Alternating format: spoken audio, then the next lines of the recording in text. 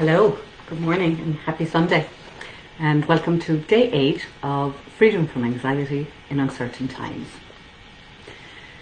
So the questions are starting to trickle in, and that's really wonderful because it just keeps it relevant for people, and the questions also add meaning because we can all see other people in our own lives and in those questions. So after yesterday's live, somebody came through and asked if I could maybe speak a little more about the universal infinite intelligence that I spoke about yesterday.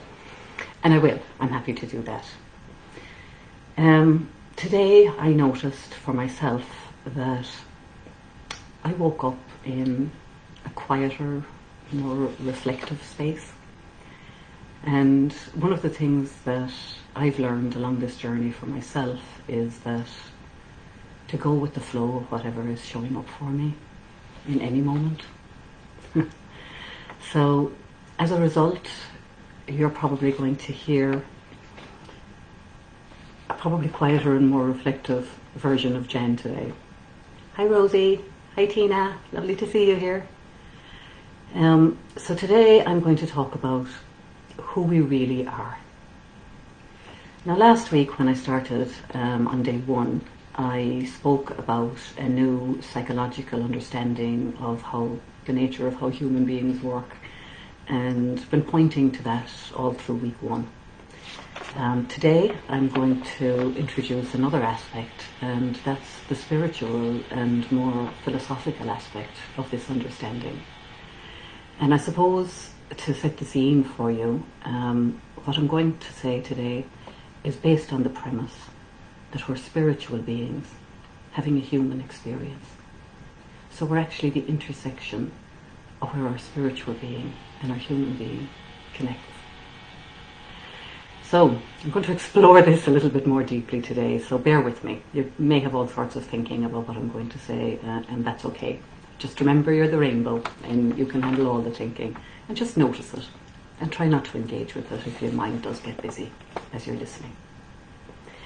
So today I'm going to check things out from a different angle and point you towards the truth of who you really are. Because the truth of who you really are is that you're a spark of this universal, infinite intelligence that I spoke about yesterday. We all are. Now I'd love you to put comments as I speak today about what sounds true and what doesn't sound true, and where you might be having a lot of thinking, or where your busy mind kicks in with all of this. So feel free, and I'll do my best to keep an eye on the comments. Not the best at that, I have to admit. But anyway. So if I ask people who they are, it mightn't be that particular question. It could be, tell me about yourself. When I meet somebody for the first time and I'm curious and I want to get to know them. And usually what people tell me is their name, where they live, what kind of work they do, what their family status is, how many children, what they do in their spare time. And that's great information, but that's not who we are. We're actually the opposite of what we've learned about who we are. We're told, as we grow up, that we have a self. And even small children start to identify themselves as a self and separate from other people at an early age. We're told that we have to create an identity, almost like creating a personal brand for ourselves. But in my experience, the people that I have found to be the most deeply inspiring are actually the people that have little or no sense of themselves at all. And what I've discovered for myself is that the less of Jan I have on my mind, the better I seem to do. It's interesting. And it's ironic that the less sense of self that we have on our mind in any moment, the more resilient we are and the more impactful we are. Because there's nothing to protect. There's no self to build up. And there's nothing to hold on to. And no self to defend. because we're open when we have less of ourselves on our mind. Hi Catherine, lovely to see you here today. All of our energy and focus when we have less of a sense of self on our minds can flow into the moment, in any moment. And it flows into the others instead of coming back in on ourselves. And what I mean by that is, when we come back in on ourselves, we're trying to assess, how am I doing? How am I coming across? Are they getting what I mean? Do people like us? You know, these are all the kind of thoughts that interfere with us being in the moment when we have more of ourselves on our mind. So the invitation here is to have less of ourselves on our mind. Now I also see that when I get momentarily confused, and I do because I'm human as well, and I haven't, as Catherine said earlier in the week, we haven't transcended the human experience. We are still human, spiritual beings having that human experience. And when I believe that any of these things are true, you know, when I do get confused in any moment, as I say I do, I see now that they get in the way, those thoughts about self and that sense of self and identity that must be built up and protected. So food for thought.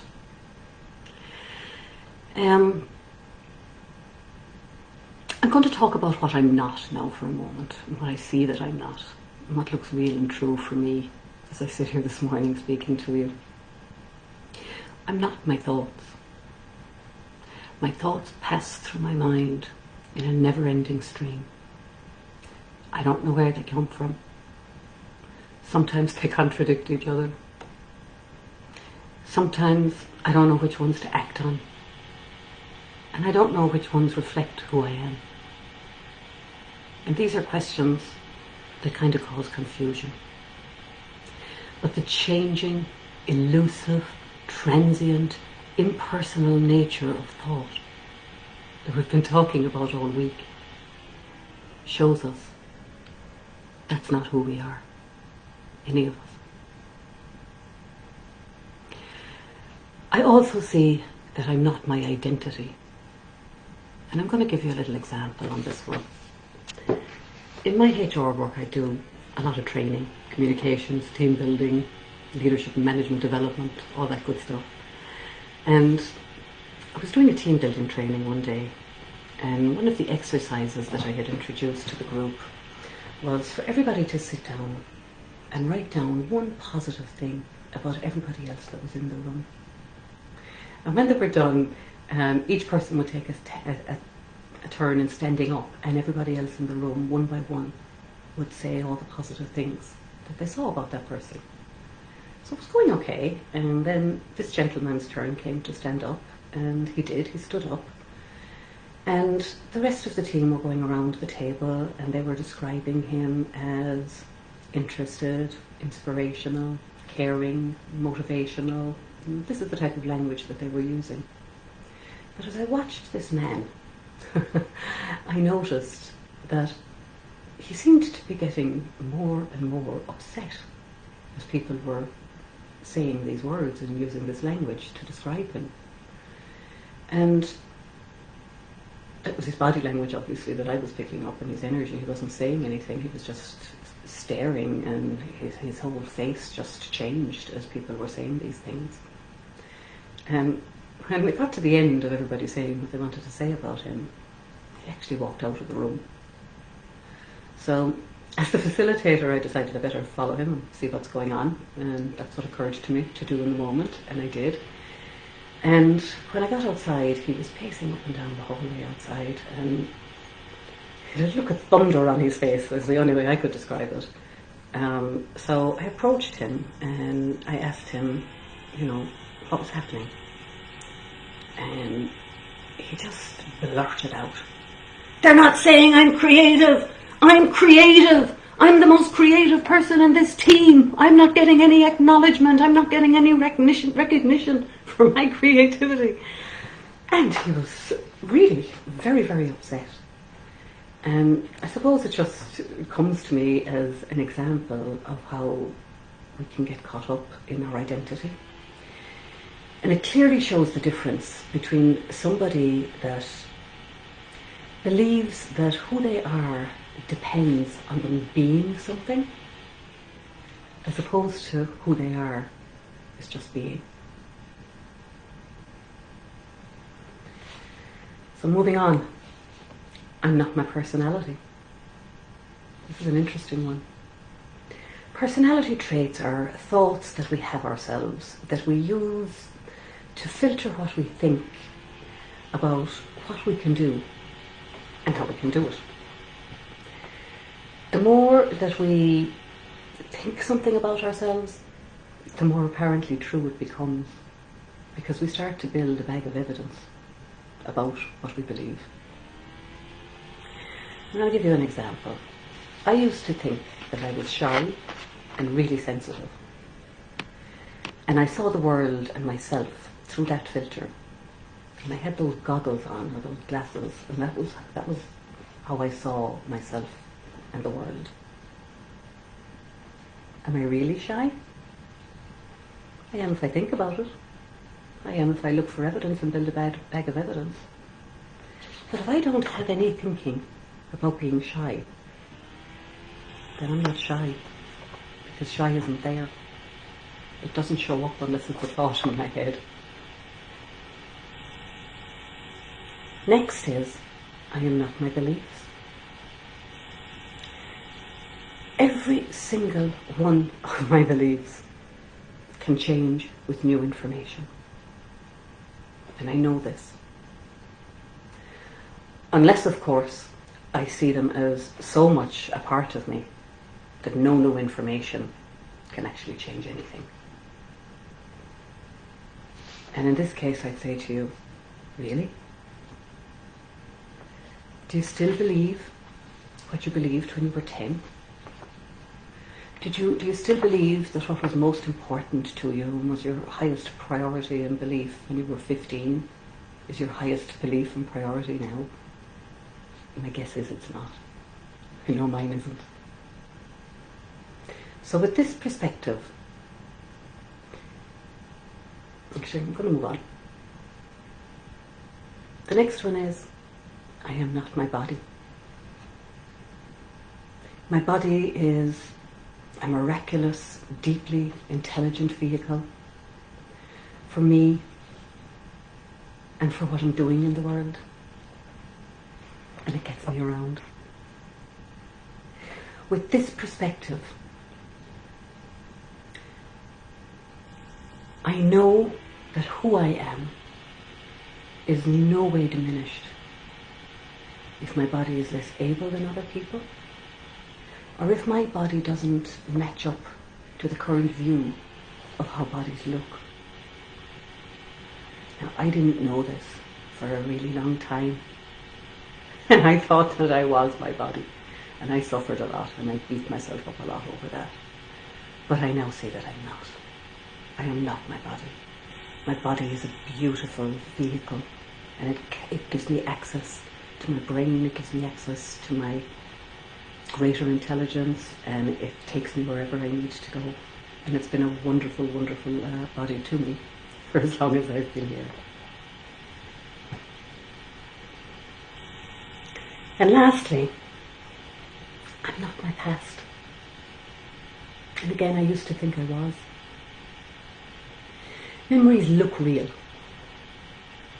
And they look like they're causing us to feel happy or causing us to feel sad. But it works the other way around.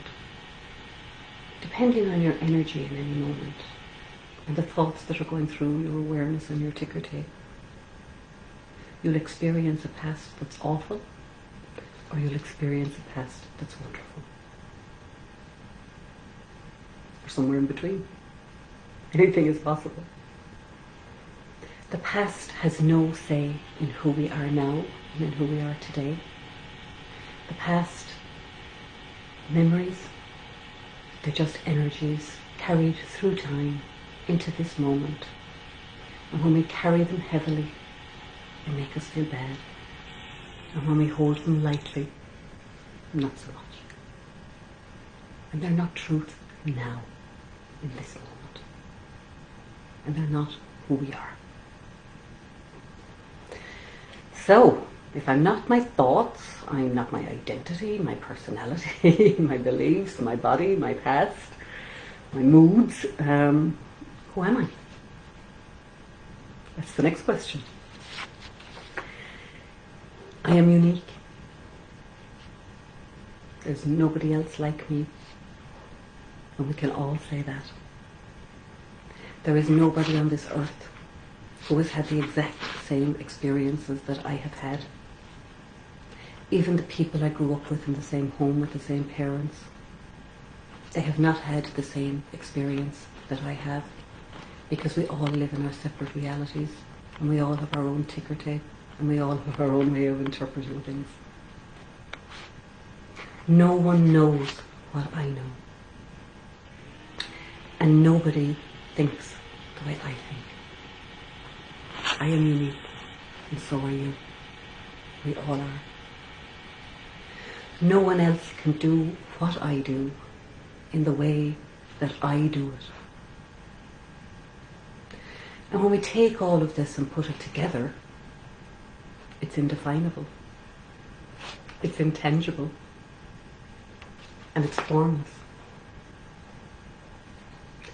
All I know is that there's a gem-shaped way of being in this world, and it's unique. I am perfect. I am not broken. I am not flawed. There is nothing wrong with me. I am perfect, exactly as I am. And so are you. And I am only ever just one thought away from realizing this. And so are you. It's the same for all of us. If I try to change myself, or work on myself,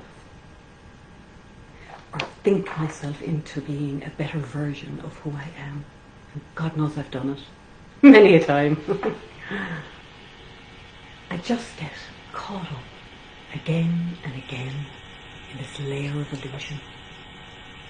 And I get further and further away from the essential perfection of who I am right now, in this moment. I am the world that I experience around me. I am everything. I can only experience the world through my thoughts. And the meaning that I create from my experience and my interpretations that I give to what I see out in the world are my inventions. They're my creations. And the world is continuously reflecting this back to me. The world continually reflects back to all of us how we see ourselves. The more clarity I have, and the more I see myself and the world, the more I see the miracle of who I am and the miracle of who we all are. I am infinite intelligence. That infinite universal intelligence that I spoke about yesterday. I'm a spark of that intelligence. And I carry that with me always. It's part of who I am. I'm a channel for something far greater than me.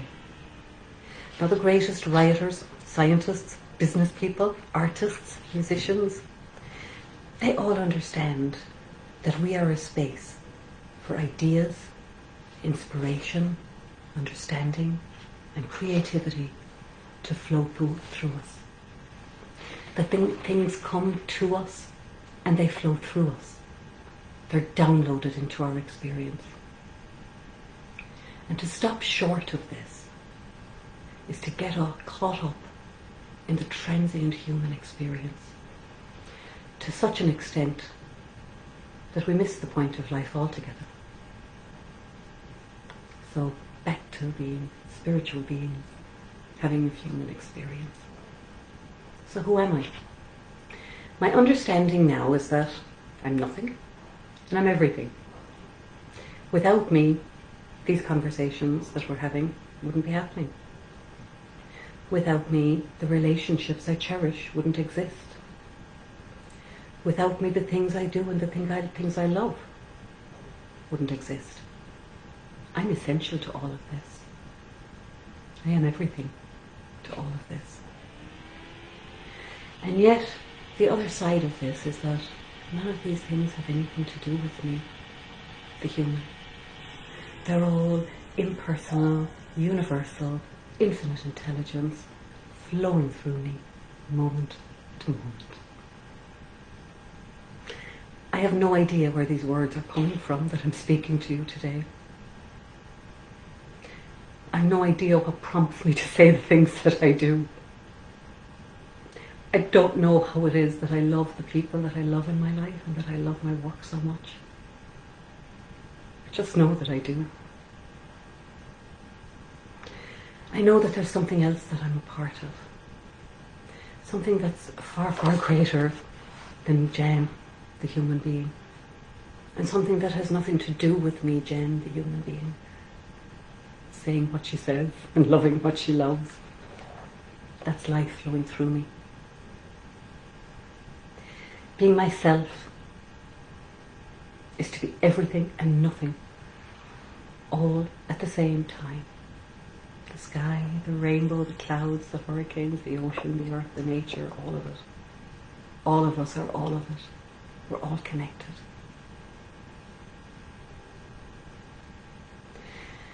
And all I have to do is simply be open to it all.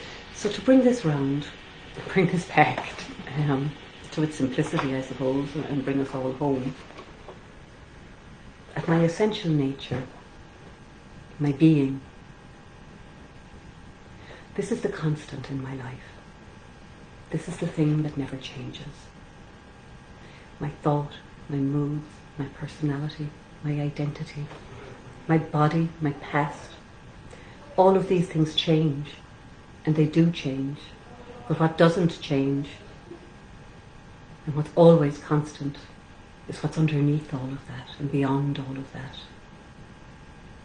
And that's the spiritual being, or essence of who we are. I am the constant being. I am the constant that is that universal, infinite intelligence. I am that spark. And within that intelligence I encompass resilience, potential, creativity, all the things that we look for. Because at that deeper nature, we are made of pure love and understanding. And beyond the human emotions of being up and down and happy and sad, we find that deeper place, and we connect with that deeper place of caring and compassion, because we see that life is living through all of us, and that as humans we're all doing the best we can, given the human experience that we're having. So today I would encourage you to reflect on your own being and how that hasn't changed and how that is constant throughout your life. I know when I look back on my own life and I remembered the essence of my being when I was 3, and when I was 15 and 33, and now it's the same constant, essential nature. The thinking has changed, the identity has changed, the memories have changed, the moods have changed, the personality has changed, because they're not who I am. Who I am is the deeper space. Who I am is love and understanding. So go look for yourself. As I said at the beginning, I don't want you to believe anything that I say. I want you to go and check it out for yourself and see what happens. So that's all that's required, is to be who we really are. An open channel. Open and noticing what's occurring in the moment, what makes sense in the moment, and what the next steps are for us to take. Now, you might have had some thinking about this, as I said in the beginning, and if you had, you'd be happy to hear that we'll be talking about resistance and acceptance tomorrow. Might be a good follow-on. Rita says, thank you. You're very welcome, Rita. Other than the hellos, I don't see any comments here, but feel free to PM me or get in touch with me. And we'll leave it there for today. So enjoy the rest of your Sunday, and I'll see you all tomorrow at 1 o'clock. Take care. Bye, guys. Love to all.